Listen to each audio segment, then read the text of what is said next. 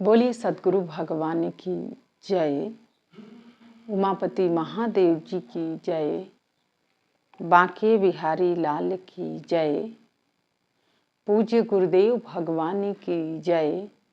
जय श्री राम, जय श्री राम, जय जय श्री राम।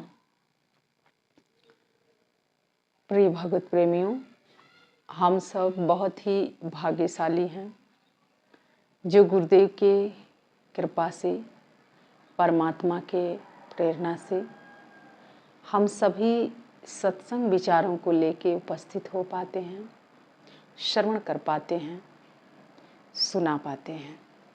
सज्जनों, कहते हैं कि एक दक्षिण से जो ब्राह्मण था, दक्षिण से जिन्होंने अपनी यात्रा आरंभ की और पूरे भारत में उनकी यात्रा जारी रही। जानते हैं, उनका नाम था आदि गुरु शंकराचार्य। बचपन का नाम उनका शंकर था। केरल में उनका जन्म हुआ था। पिता नहीं थे, माँ ही थी। 7 साल की उम्र में जिन्होंने संन्यास ग्रहण किया, उनके जो गुरु थे उनका नाम था गोविंद पाद, जो नर्मदा के तट पे ना जाने कितने 100 सालों से ध्यान में बैठे थे, शिष्य का इंतजार कर रहे थे। और सज्जनों, जो गुरु होता है वो शिष्य के लिए ही आता है। और जो शंकर थे, गुरु की खोज करते करते नर्मदा के तट पर पहुंचते हैं। जो पतित पावनी नर्मदे हैं, जो उनके गुरु थे, उसी गुफा में नर्मदा का सारा जल समाहित हो रहा था, उस गुफा के अंदर जा रहा था। लेकिन इधर वहीं पर एक मिट्टी का घड़ा था और इतिहास यही बताता है कि जो शंकर थे, सारे नर्मदे के जल के उस घड़ा में उन्होंने भर दिया। आप सोचिए, नर्मदा जी के जल को उस घड़े में समेट लेना ये बहुत बड़ी बात थी। और जब उन्होंने उस घड़े में नर्मदा जी का जल को भरा तो इधर उनके गुरु ध्यान से उठते हैं और कहे कि शंकर तुम आ गए, तुम्हारी प्रतीक्षा मैं कर रहा था, इस गुफा में बैठ के ध्यान में लीन था। मैं जानता था क्योंकि ये घड़ा मैंने ही रखा था यहाँ पर। मैं जानता था जब मेरा शिष्य आएगा तो नर्मदे जो हैं प्रसन्नता से वो मेरा स्पर्श करने जरूर आएंगी, और वही मेरा शिष्य हो सकता है जो इस घड़े में सारे नर्मदे का जल को समाहित कर सकता है।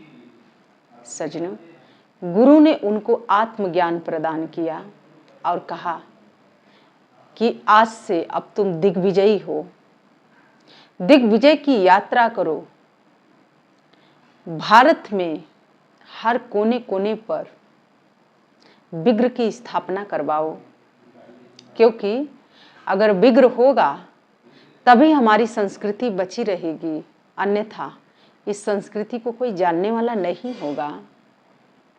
सज्जनों, जो शंकर हैं वो जगह जगह जाते हैं और उन्होंने बहुत सारे अपना शिष्य बनाया। लेकिन एक दिन शंकर से प्रश्न उत्तर करने के लिए वेदो व्यास जी आते हैं, ब्राह्मण का रूप धारण करके। जब आए तो प्रश्न उत्तर जो था 18 दिन हुआ, कोई हार नहीं रहा था। ना तो वो हार रहे थे और ना ही वो हार रहे थे। तो वेदव्यास जी ने कहा कि जो वेदों को, पुराणों को, ग्रंथों को लिखा गया है, पुराणों को तो मैंने ही लिखा है, लेकिन जो शंकर थे, आदि गुरु शंकराचार्य जी जो थे, वो उपनिषद लिख रहे थे। उपनिषद जो था वेदों का ही है, वो जिसे उपनिषद कहते हैं। और उन्होंने उपनिषद की रचना की। और सज्जनों, इधर वेदव्यास जी अपने रूप में आते हैं और कहते हैं कि हे शंकर, मैं तुम्हें शत शत नमन करता हूँ, शत शत प्रणाम तुम्हारे गुरुदेव के करता हूँ कि जिन्हें तुम्हारे जैसा शिष्य मिला। धन्य है वो गुरु जो तुम्हारे जैसे शिष्य उन्हें प्राप्त हुआ। और वेदव्यास जी ने उनकी उम्र बढ़ा दी, क्योंकि उनकी उम्र अल्प आयु था, लेकिन उनके सूझबूझ के कारण से, उनके ज्ञानवर्धन बातों से उनकी और उम्र उन्हें प्रदान किया गया। वेदव्यास जी वहां से चले जाते हैं। इधर जो आदि गुरु शंकराचार्य जी हैं, वो भ्रमण करते हैं और उस समय भ्रमण करते हुए बनारस आते हैं। बनारस में मंडन मिश्रा रहते थे। मंडन मिश्रा जो थे वो बहुत ही विद्वान थे, उन्हें कोई हरा नहीं सकता था। आदि गुरु शंकराचार्य जी ने पूछा कि मंडन मिश्र का घर कहाँ है?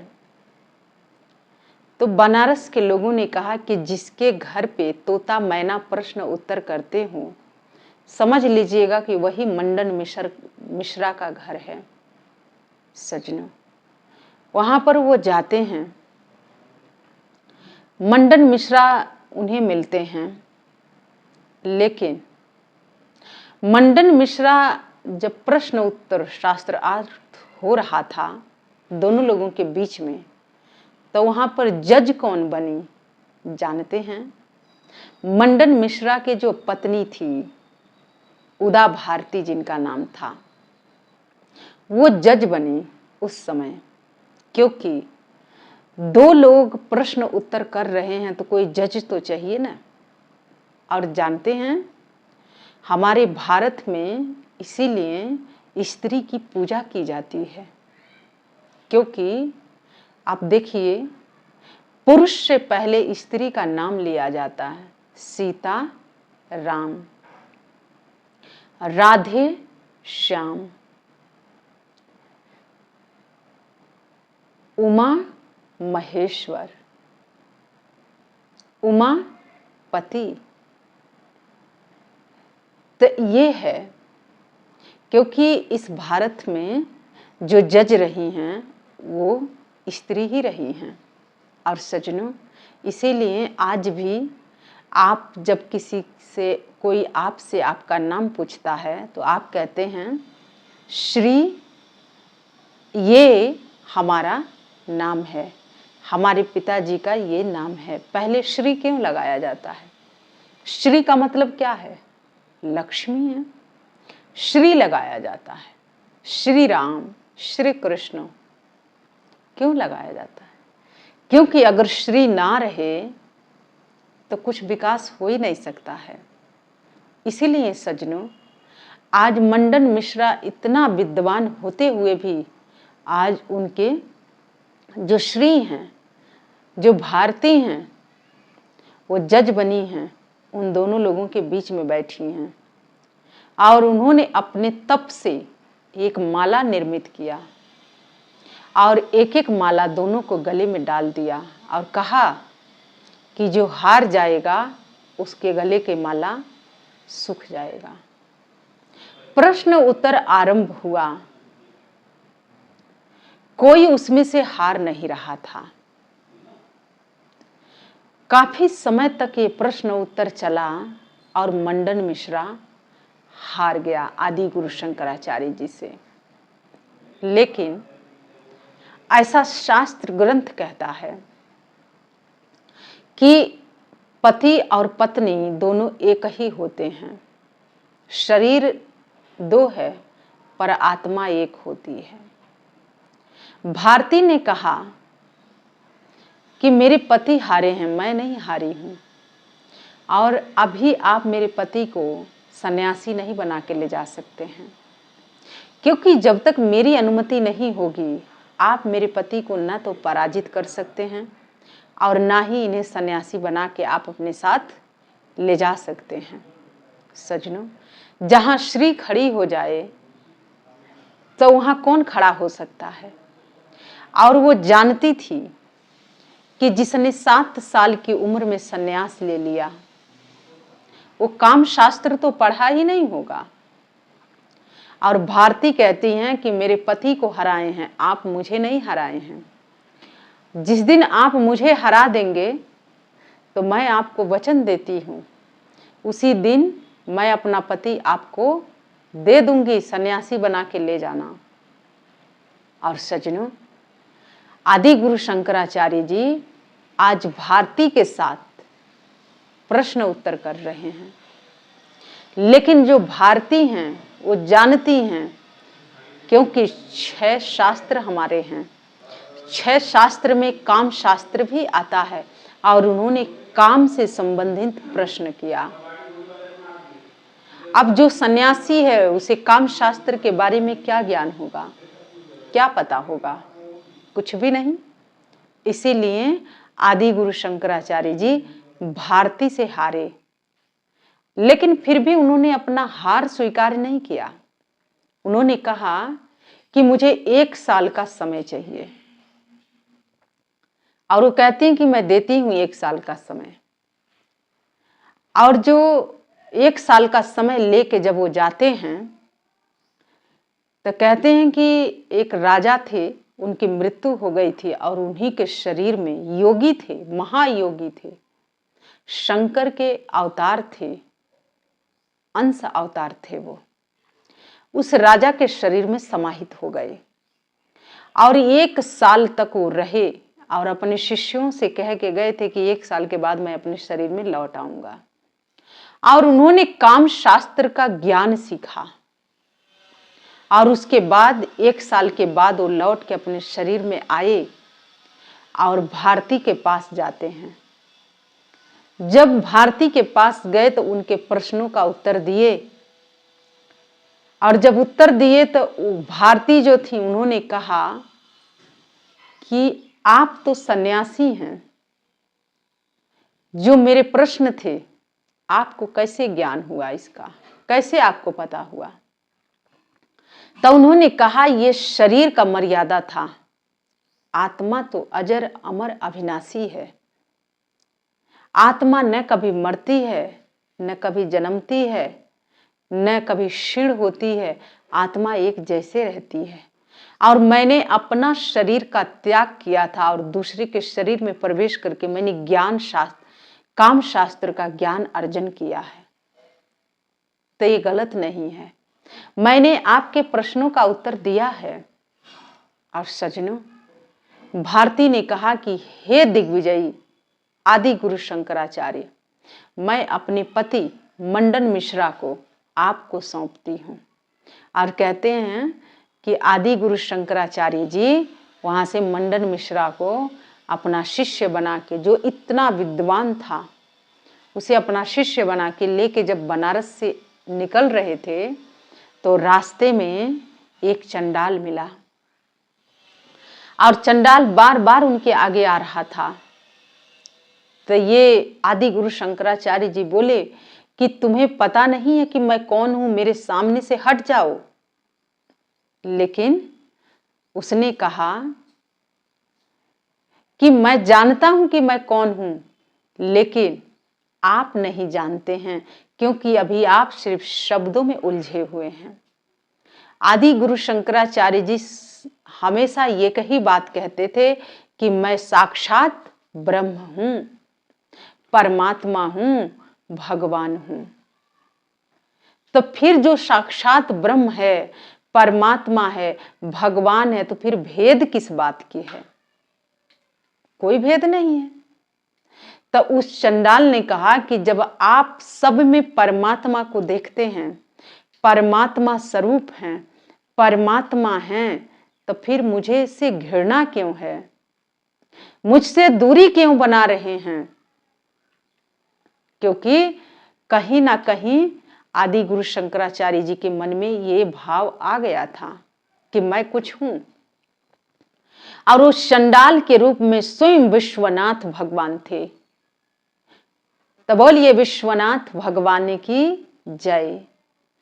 बनारस में विश्वनाथ जी हैं, भगवान शिव जी हैं। विश्वनाथ और विश्वलाक्षी जो माता है उसका नाम विश्वलाक्षी है और भगवान शिव का नाम विश्वनाथ है।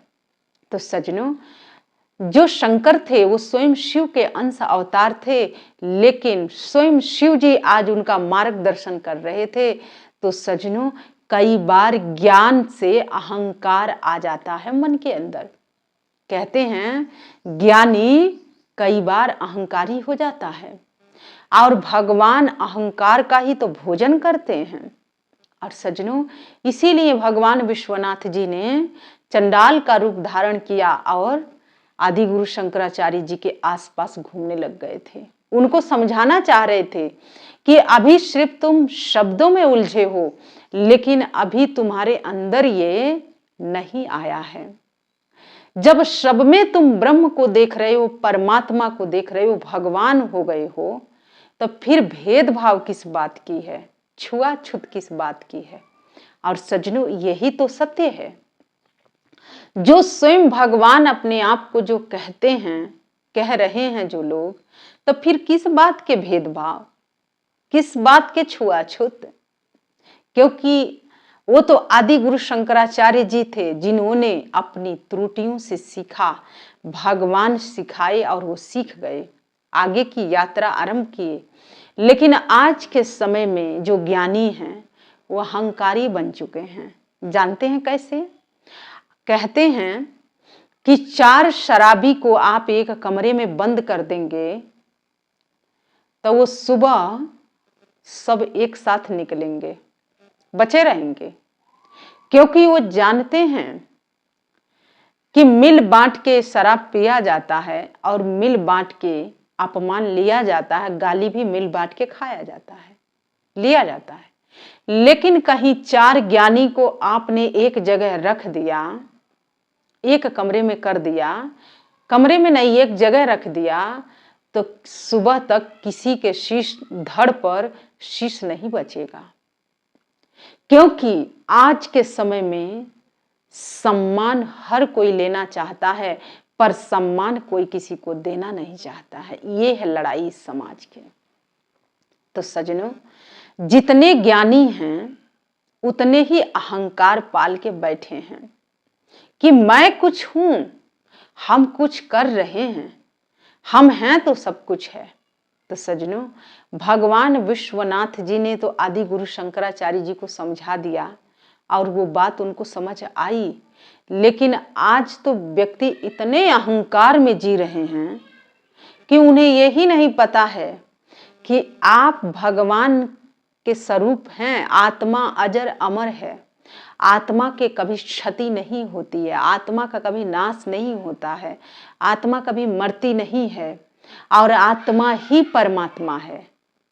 तो तुम ही नहीं, सब ब्रह्म स्वरूप हैं, सब परमात्मा स्वरूप हैं। अगर जो लोग आज के समय में अपने आप को भगवान कहते हैं, गुरु कहते हैं, तो तुम्हारी दृष्टि भी उस योग्य होनी चाहिए, नहीं तो दृष्टि के दोष है। कहते हैं अगर दृष्टि में दोष हो तो काले रंग के चश्मा लगा लो या पीले रंग के चश्मा लगा लो, जैसा चश्मा लगाओगे वैसे ही रंग का ये संसार दिखने लग जाएगा। तो सज्जनों, आदि गुरु शंकराचार्य जी का इलाज तो भगवान शिव ने कर दिया था, लेकिन आज के जो ज्ञानी हैं, जो इतने अहंकारी बन के बैठे हैं, उनका इलाज तो और जबरदस्त होगा और हो रहा है, पर समझ नहीं है। इसीलिए सज्जनों, ज्ञान को प्राप्त कर लेना कोई बड़ी बात नहीं है। ज्ञान जब आता है तो साथ में उपहार में अहंकार भी साथ आता है, और उसी अहंकार से तो बचना होता है। लेकिन सज्जनों, कहते हैं कि जिसने 2 वेदों का अध्ययन किया वो द्विवेदी कहा जाता है। उसे आज कोई ब्राह्मण नहीं है, उसे द्विवेदी कहा जाता है। वो अपने आप को कहता है कि हमने 2 वेदों का अध्ययन किया, तो उसे द्विवेदी कहा गया। जो 3 वेदों को अध्ययन किया उसे त्रिवेदी कहते हैं। जो 4 वेदों का अध्ययन किया उसे चतुर्वेदी कहते हैं। और जिसने पूरा सब चीजों का अध्ययन किया उसे मिश्रा कहते हैं। तो सज्जनों, यही है। और जिस समय ये वेदों का अध्ययन उस समय में जो लोग कर रहे थे, तो उस समय नालंदा विश्वविद्यालय में ये सारे पुराण, सारे उपनिषद, सारे ग्रंथ रखे हुए थे। तो उस समय उसमें आग लगा दिया गया और जल गया था सारा। तो उस समय जो गुरु थे उन्होंने कहा कि बाहर से तो जल गया है, लेकिन जो हमने शिष्यों को पढ़ाया है वो तो कोई नहीं जला सकता है, उसे तो नहीं कोई मिटा सकता है। तो इसीलिए उन लोगों ने कहा कि जो 2 वेदों का अध्ययन किया है वो दुबे है, अर्थात द्विवेदी है। और जिसने 1 वेदों का अध्ययन किया 1 वेदी है। जिसने 3 का अध्ययन किया वो त्रिवेदी है। जिसने 4 का अध्ययन किया वो चतुर्वेदी है। और जिसने सब चीजों का ज्ञान रखा वो उसे मिश्रा कहा जाता है। उसके पास मिश्रित ज्ञान है। तो सज्जनों, इसीलिए आज के समय में आप किसी से, जब ऐसे लोग आपके पास आते हैं तो कहते हैं हम चतुर्वेदी हैं। अरे आप चतुर्वेदी का अर्थ भी तो समझिए ना पहले, कि हमारी सनातन, हमारी संस्कृति आपको क्या समझा रही है, क्या सिखा रही है। तो सज्जनों, वास्तव में ब्राह्मण वही है जिसने ब्रह्म को जाना पर अहंकार नहीं आया। जिसने वेदों का अध्ययन किया वही ब्राह्मण है। कोई जात से पात से ब्राह्मण नहीं होता है। और ये हमारा इतिहास, हमारा सनातन धर्म हमें सिखाता है, बताता है कि जिसने जितना ज्ञान अर्जन किया उसके नाम के पीछे वो सरनेम लगाया गया और यहीं से जाति प्रथा आरंभ हुई। लेकिन सज्जनों, इस जाति प्रथा ने ही समाज में आज अहंकार, दुर्व्यवहार, अत्याचार, अन्याय, अधर्म पनपाया। इस जात के आड़ में ही सब कुछ हो रहा है।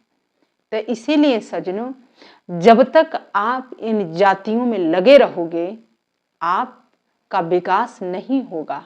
आप जात से ऊपर उठो, क्योंकि हमने 4 वेद और 6 शास्त्र, 18 पुराणों को और इतिहास को मैंने अध्ययन किया।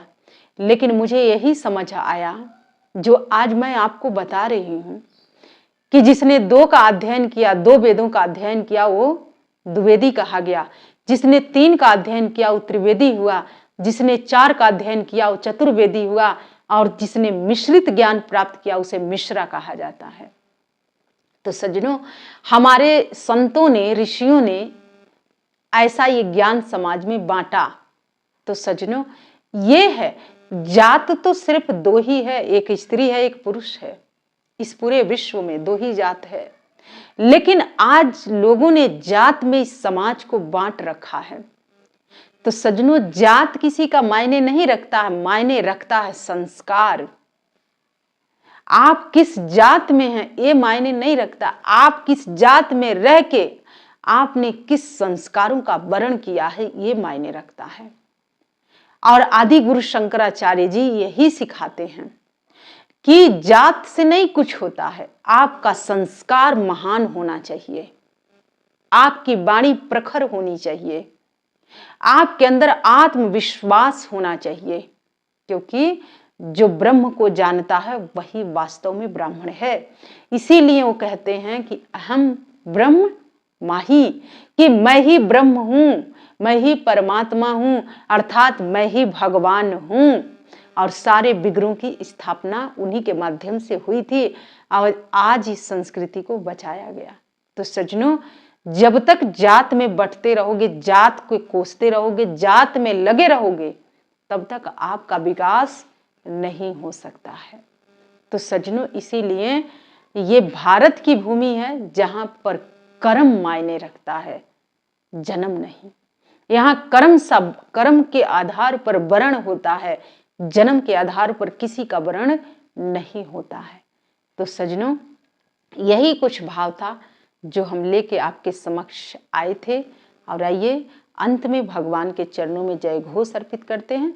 तो बोलिए आदि गुरु शंकराचार्य जी की जय, श्री की जय, उमापति महादेव की जय, श्री कृष्ण बलदेव जी की जय, काशी विश्वनाथ की जय, विश्वलाक्षी माता अंबिका भवानी की जय।